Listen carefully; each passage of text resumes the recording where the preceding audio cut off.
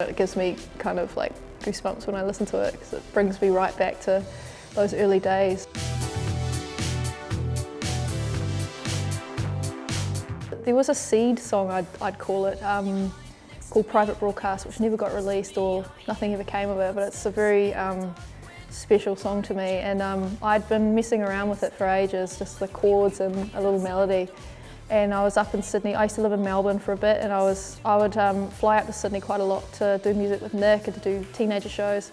And I was sitting in his living room playing my guitar, and I started playing it, and he said, "Oh, we have to go record that." So we went to his parents' house where he had a studio and recorded it, and that was, I think I'd say that was my first official Ladyhawke demo. And then after that I worked with Michael DeFrancesco, who's touch sensitive, and he was a mate of mine, and we did Back of the Van, and those were the two songs that I sort of put together a little demo CD and started sending out to people, and that's sort of what started everything.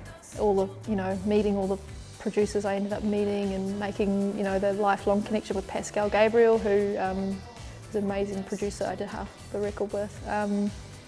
Yeah, those were the beginnings, I think. Every time I rework it, it doesn't have the same essence of innocence that the first one does, but some of the lyrics are quite bad.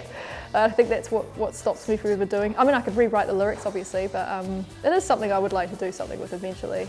I still think it's an awesome song, and it gives me kind of like goosebumps when I listen to it because it brings me right back to those early days. I was with EMI Publishing, I think, at the time, and that was how I was sort of, I got those demos to Marie, who's always been a supporter of mine for years, and she kind of was like, "We've got to get you some writing sessions."